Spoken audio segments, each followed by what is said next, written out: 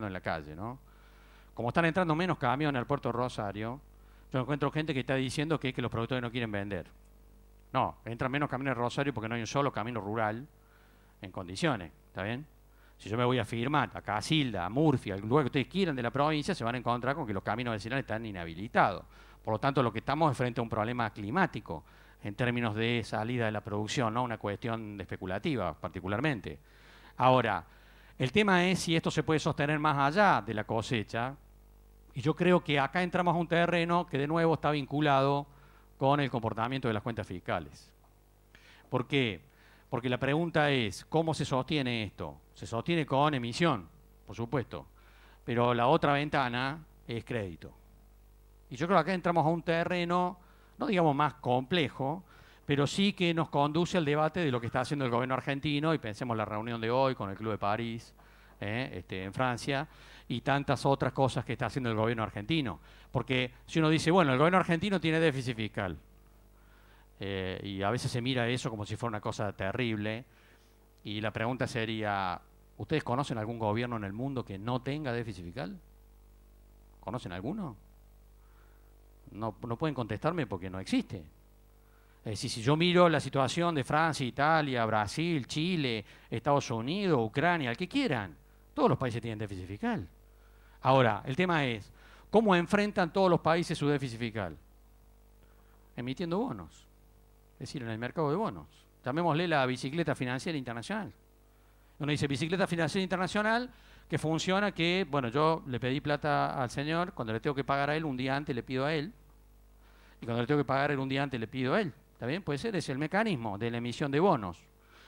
De vez en cuando a alguien se le sale la cadena, que fue lo que le pasó a Argentina en el 2001. ¿Está bien? Ahora, todos los países del mundo hacen eso. ¿Por qué la Argentina no lo hizo estos últimos años? Porque está en el veraz. ¿Está bien? La Argentina está en el veraz. Entonces no ha podido entrar por esa ventana. Ahora, podemos coincidir, me parece, en esto. Desde hace unos meses estamos viendo al gobierno argentino frenéticamente tomando decisiones de reconciliación con el mercado internacional de capitales. Y está claro que el gobierno argentino ha decidido regresar al mercado internacional de capitales. Yo digo, a esta altura del partido, el debate no es si el gobierno argentino va a volver o no al mercado de capitales. El debate es a qué tasa va a volver. No si va a volver o no. Yo creo que está claro que sí va a volver. Y pensemos, por supuesto, que para volver al mercado de capitales está abriendo un montón de ventanillas que tienen que ver con el Banco Mundial, con el Fondo Monetario Internacional, con el BID, con China, con Rusia y también, y no es menor el tema, con YPF. Y pensemos a YPF como una herramienta, además, de captura de dólares en el mercado internacional. Y es una buena lectura sobre tasas y sobre movimiento de capitales. ¿Por qué? YPF salió a buscar 500 millones de dólares en diciembre al mercado. Los consiguió. Ahora, el mes pasado salió a buscar 1.000 millones de dólares al mercado internacional. Y a mí lo que me parece más relevante de eso fue que pidió 1.000 millones de dólares y le ofrecieron 5.000 millones. No me parece un dato menor. Ustedes dirán, sí, está bien, pero ¿a qué tasa? ¿Al 8 y pico por ciento? Cuando la tasa de referencia de Estados Unidos es el 2,5. Ah, por supuesto. Por supuesto, la tasa vinculada al riesgo país de la Argentina es incluso un poco menor. Por eso yo digo, en realidad, el debate hoy no es si el gobierno argentino vuelve o no al mercado de capitales. A mí me parece que el debate es a qué tasa vuelve. Y ustedes dirán, bueno, pero si paga una tasa del 8%, es una tasa altísima. Sí, por supuesto que es una tasa altísima, pero no la va a pagar este gobierno, puede ser. Por lo tanto, me parece que ese debate es estéril. El gobierno argentino va a volver al mercado de capitales. La velocidad tiene que ver con el debate del tipo de cambio, sin lugar a dudas. Ustedes dirán, bueno, pero ¿cuál es la magnitud del regreso? ¿Qué tantos recursos puede conseguir el gobierno argentino en el mercado internacional de capitales? Eso es, por supuesto, algo que no tenemos tan en claro. Y por supuesto que de eso va a depender el tipo de cambio, sobre todo el año que viene. Porque el año que viene los compromisos de pago de deuda son muy grandes. Si el gobierno argentino el año que viene no está en el mercado internacional de capitales, el dólar obviamente que se va a disparar en la Argentina. Mi impresión es que el gobierno argentino quiere que eso no ocurra, porque es su año electoral. Por lo tanto, no va a estar dispuesto a convalidar un salto importante en el dólar en la Argentina. Para eso necesita regresar al mercado de crédito internacional, que creo que es lo que va a hacer. Y eso, a su vez, expresa cosas que están vinculadas con también las oportunidades. Este es el riesgo país de la Argentina. mirado en realidad desde el año pasado, donde vemos este techo de marzo del año pasado y el comportamiento hasta mayo de este año. Este gráfico dice ámbito, pero en realidad este gráfico es del JP Morgan. Este es el riesgo país que calcula el JP Morgan en Estados Unidos. No es del INDEC ni de Guillermo Moreno, ¿está bien? Ahora, ¿qué es lo que está expresando esta caída del riesgo país? Está expresando una suba en la cotización de los bonos argentinos. Eso es lo que está expresando la baja del riesgo país, que los bonos argentinos están subiendo de precio. Ahora, la pregunta sería, y no es que están subiendo de precio en Buenos Aires o en Rosario, están subiendo en Nueva York, en esta línea. No estoy hablando de lo que pasó los últimos 3 días, sino la lectura sistémica, digamos, de lo que ha pasado en un año y pico. Y este gráfico me está diciendo, por lo tanto, que hay un aumento de la demanda de bonos argentinos. Y en la bolsa de Nueva York hay gente comprando bonos argentinos, son tarados. Yo creo que no son tarados, sino que en realidad están haciendo una lectura, que para mí es la siguiente lectura. El gobierno argentino, desde el año 2003 para acá, no incumplió ningún pago de deuda. No incumplió ningún pago de deuda. Y estaba en el veraz. Es decir, alguien que está en el veraz no incumplió ningún pago de deuda. En el sector privado no sería tan común, puede ser. El gobierno argentino no incumplió ningún pago de deuda. Si yo como acreedor veo que este gobierno, que no incumplió ningún pago de deuda, está volviendo al mercado de crédito, ¿cuál es la lectura? Si pagó regularmente estando en el veraz, ¿cómo no va a pagar si vuelve al mercado de crédito? Y me parece que es una lectura más que razonable, que explica, por supuesto, también temas que tienen que ver con la oportunidad. Porque cuando yo miro el bono con el cual el gobierno argentino le pagó a Repsol y que ya están en el mercado, un bono que va a tener mucha liquidez, y miro un bono, ¿no es cierto?, que tiene una tasa de retorno en dólares del 11%, digo, me parece que ahí hay una oportunidad. Porque si el gobierno argentino vuelve al mercado de crédito, que es lo más razonable que uno puede pensar, quiere decir que ese escenario me va a conducir a subida de precio de los bonos, no de una semana a la otra, en un proceso tendencial. Y me parece que ahí hay también un debate en términos de posibilidades de inversión. Ahora, el hecho de que el gobierno argentino esté intentando volver al mercado de capitales, en realidad veo que a veces genera ciertas reacciones negativas a nivel empresario. Y yo digo, me parece una incongruencia. ¿Por qué? Porque yo podría mirar a la economía argentina separada en dos segmentos. Los sectores empresarios que son competitivos, que son exportadores, que son eficientes, etcétera, etcétera, que tienen tecnología, arriba de una línea. Y debajo de la línea una gran cantidad de segmentos sociales que no tienen competitividad. El rol del Estado en realidad, ¿cuál es en ese juego? Alta presión impositiva sobre los sectores que están arriba de esa línea para subsidiar, puede ser, a los que están abajo. Ahora, ¿cuál es la lectura hoy de los sectores que están arriba y son competitivos? Me están ahogando con la presión impositiva, ¿puede ser? Esta presión impositiva insostenible, yo no puedo seguirme sosteniendo con semejante presión.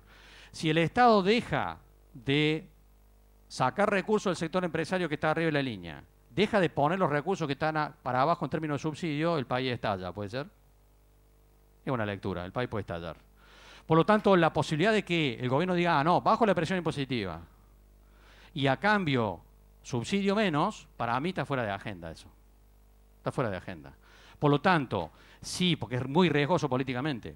Por lo tanto, si el gobierno argentino está dispuesto, este o el que viene, a flexibilizar la presión impositiva de los sectores que están arriba, la salida ¿cuál es? Tomar crédito. Es tomar crédito. Y me parece que esa es la lectura que tenemos que tener. La posibilidad de que los segmentos empresarios de Argentina, que sienten alta presión impositiva, tengan alguna chance de descompresión de esa presión impositiva, para mí pasa porque el gobierno argentino vuelve al mercado de crédito. Y si vuelve al mercado de crédito va a haber un escenario de flexibilización, porque el gobierno argentino va a tener más margen. Me parece que esta es la lectura en la cual uno puede pensar razonablemente. No pensar que va a haber un ajuste fiscal importante, ni que la política de subsidios se va a descomprimir rápidamente, porque eso me parece que está fuera de agenda.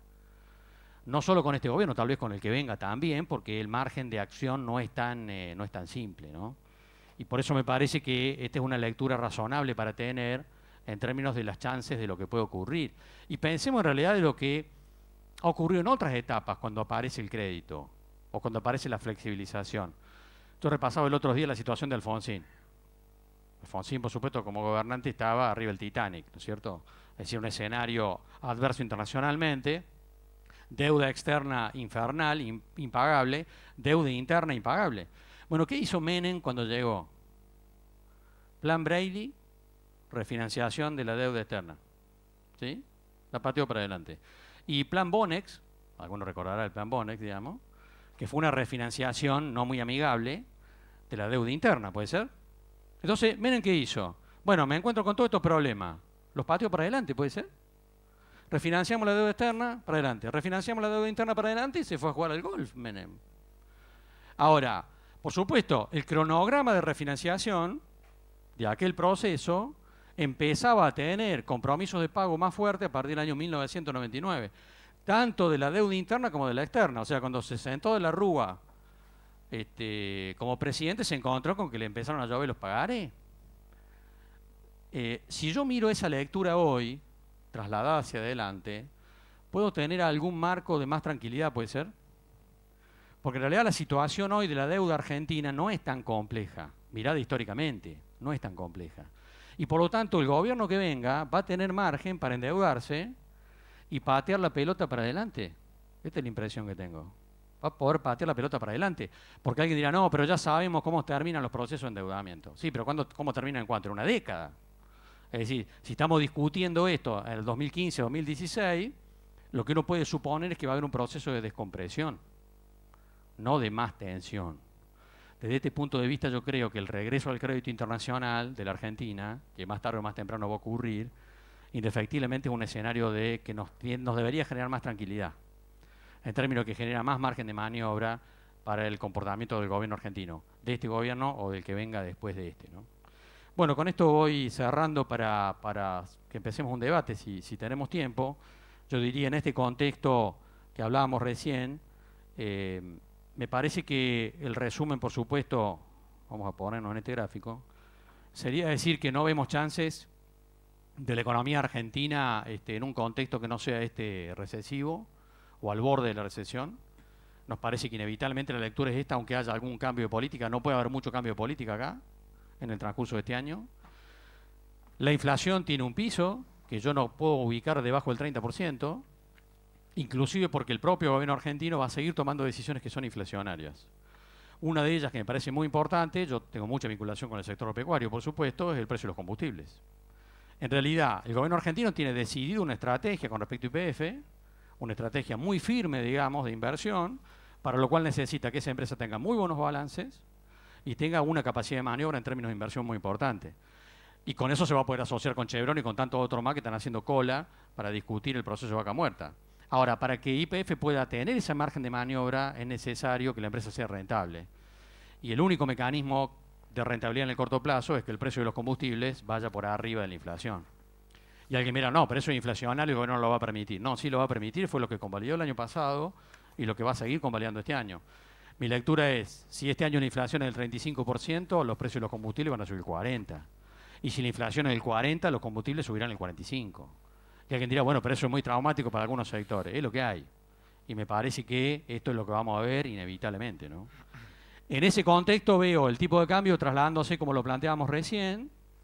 Creo que el Banco Central tiene margen para hacerlo, sobre todo si recupera crédito a partir del segundo semestre del año. Va a poder sostener esa política. El debate va a ser el año que viene. ¿Qué va a pasar con el tipo de cambio el año que viene? Va a depender de cuánta plata junte el Banco Central. Es decir, qué margen de maniobra tenga en el proceso de reinserción en los mercados de capitales. Lo que veo sin retorno es es las tasas de interés. Creo que el escenario de tasa de interés que tenemos de febrero es el que va a persistir en los próximos meses y mirando al próximo año. Y me parece la advertencia más fuerte para cualquier empresario, sea del sector que sea. Me parece que eso es lo más fuerte en términos de cambio de conducta empresaria al momento de mirar nuestros números. El cambio de la tasa de interés nos obliga a cambiar mentalmente las decisiones de todos los días, ¿no? Bueno, cerramos acá. No sé si tenemos un espacio para debatir. Sí, sí.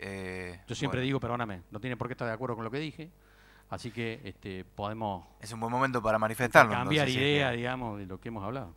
Bien, el licenciado en Economía Carlos Egiaro tiene la posibilidad de contestar las preguntas que ustedes quieran realizar y, como decía el propio licenciado, es un buen momento para poder hacerlo. para finalizar, sí, esta última mesa de diálogo y debate también en esta jornada de Rosario Finanzas. ¿Alguien quiere levantar la mano o desde allí poder hacer alguna pregunta? Puede hacerlo.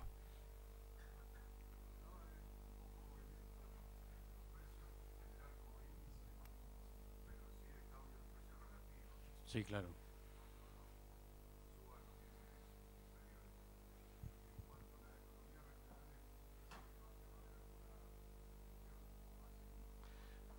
¿Puedo decir en términos de política? Eh, el gobierno argentino ha tenido un poco más de atención sobre economías regionales, ¿no es cierto? Sobre todo los que están los que son más vulnerables políticamente. Yo, por ejemplo, tengo una experiencia personal, estar trabajando con algunas cooperativas en San Juan, que están operando, digamos, en zona minifundio, y las estamos sumando a un proceso de comercio exterior en relación a que en lugar de estar trabajando sobre algunos cultivos de mercado interno, operen sobre quinoa, chía, amaranto, etcétera. Y nos encontramos de parte del gobierno nacional mucha predisposición para financiar ese proceso, digamos. ¿Por qué? Porque son productores minifundistas, digamos, de una provincia también, digamos, afín al gobierno. Yo en términos de economías regionales percibo algún marco de flexibilización. Ahora, el tema, por supuesto, que el mercado interno va a tener este comportamiento, ¿no? Si yo me sitúo como arrocero, tengo elementos para ser optimista. Ahora, si me sitúo en algunos otros segmentos, la cosa puede ser distinta, ¿no? Pero habría que mirar caso por caso. Y de paso les comento una anécdota que me llamó la atención. Una anécdota más estructural, ¿no? Uno de los precios que más ha subido es el de yerba mate. Ahora, en realidad estaba haciendo un trabajo en Uruguay y estaba con un funcionario del gobierno uruguayo y hace 2 semanas y me dice, el gobierno uruguayo, la preocupación mayor que tiene es la yerba mate. Entonces yo lo miro y digo, me está tomando el pelo. Me dice, el precio de la yerba mate subió más del 100% en un año en Uruguay. Ah, bueno, digo, ¿pero por qué? Me dice, estamos preocupados por 2 cosas. La primera, que está empezando a aparecer una demanda china de yerba mate, porque en China está empezando a ponerse de moda un energizante que utiliza yerba mate como base. Está empezando a ponerse de moda. Si se pone de moda, estamos todos al horno, digamos. Porque obviamente que estamos hablando de un cultivo plurianual. La preocupación uruguaya es grave, ¿por qué? Porque Uruguay no tiene ni una planta. Y este empresario me decía, este funcionario me decía, estamos mirando con mucha preocupación en lo que está pasando en China, y además que la Coca-Cola parece que está dispuesta a volver a relanzar una gaseosa que también tiene base de yerba mate, está dispuesto a relanzarla internacionalmente. Ese sería otro motivo de preocupación. Por supuesto, para un uruguayo. Si lo miro desde la Argentina, la solución que plantearía este gobierno es simple, no sé qué le parece. Retención a la exportación y se acabó, digamos. Pero ahí estaríamos frente a un cambio estructural, ¿no?, de mercado, que de hecho ha estado afectando los precios en el circuito gaucho sudamericano, ¿no?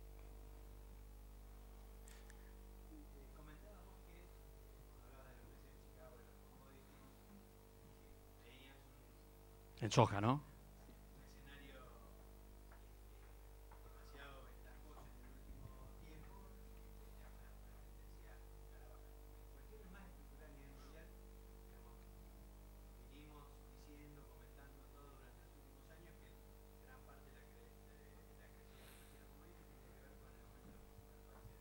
Del sudeste asiático, sí.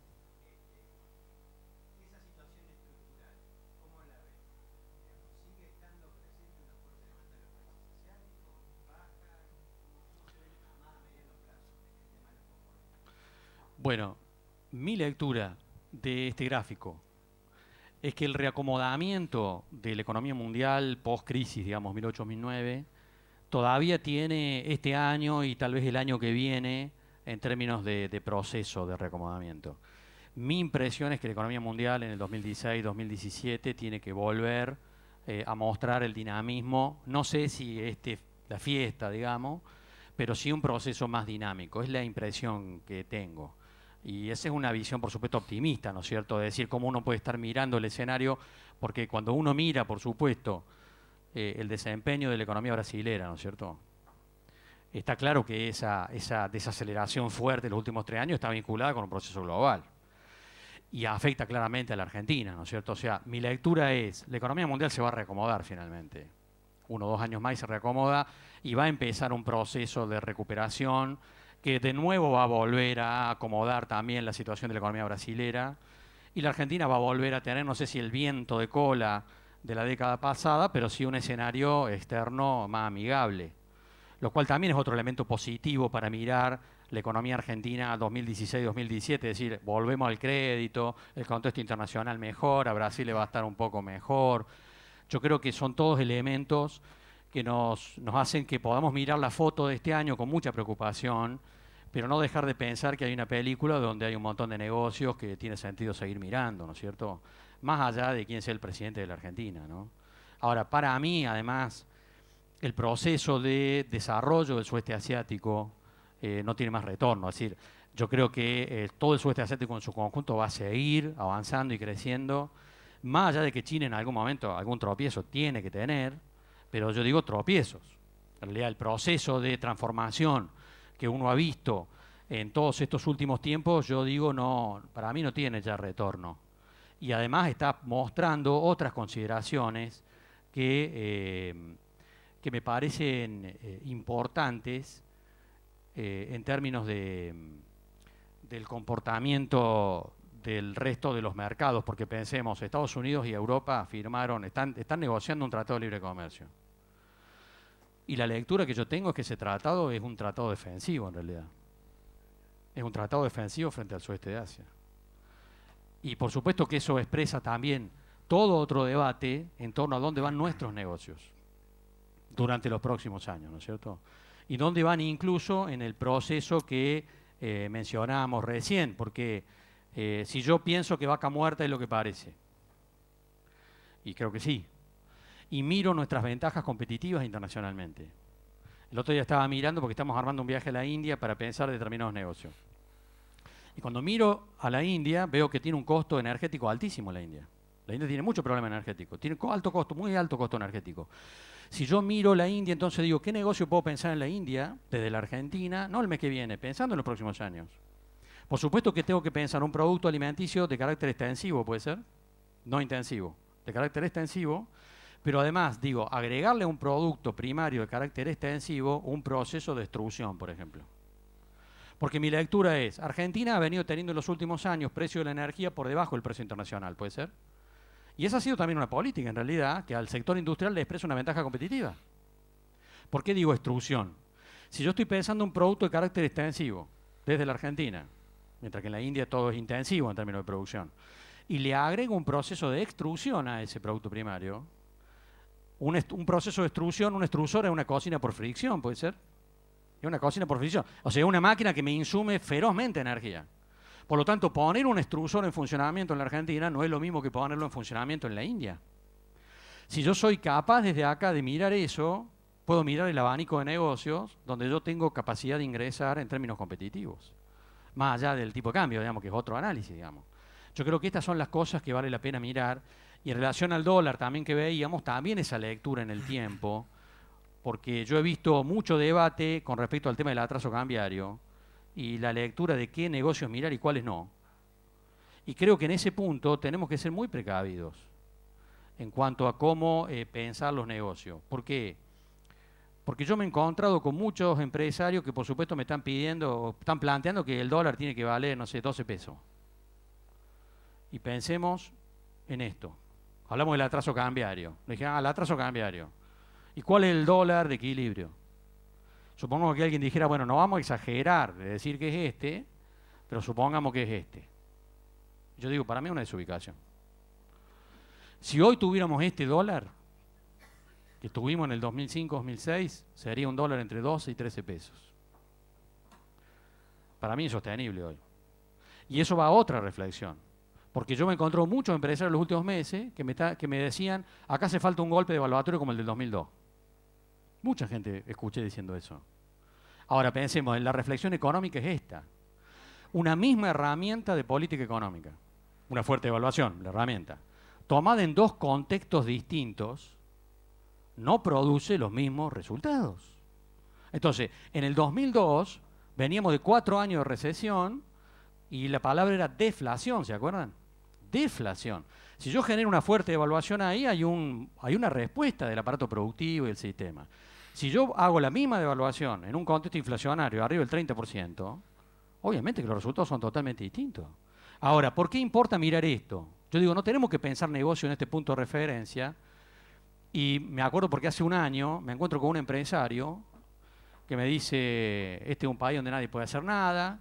Yo confié en el país, me puse a invertir, me cambiaron las reglas de juego. Yo lo escuchaba y digo, ¿de qué está hablando? Me decía, yo me puse a hacer arándano y ahora el negocio no funciona.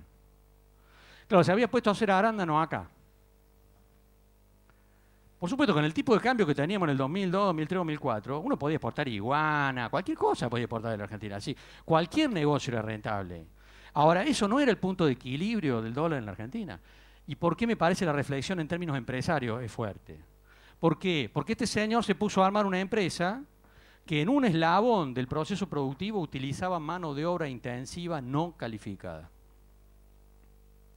Si uno mira los salarios en dólar en la Argentina entre el 2002, 2003, 2004, eran parecidos a los de México y los de Guatemala. Ahora, esa era la foto, ¿puede ser? Yo no puedo armar un proyecto de inversión mirando la rentabilidad que me muestra una foto. Tengo que mirar un abanico, tengo que mirar la película. Y por supuesto, si uno miraba la película de los salarios en la Argentina, ¿cuál era la lectura? Que frente al resto de Latinoamérica, los salarios en dólar en la Argentina siempre han sido superiores. Lo cual no es una lectura solo económica, es social, política, institucional. El país es distinto que Guatemala, o que Brasil, o que Bolivia. Lo ha sido históricamente, por la presencia gremial, por todo lo que sabemos de 50 años. Ahora, que alguien arme un proyecto de inversión entonces en la Argentina, que utilice mano de obra intensiva no calificada, lo más parecido a suicidarse. Si voy a salir después al mercado internacional. Algunos te dirán, bueno, entonces estás loco, entonces vos qué decís, que acá lo único que podemos hacer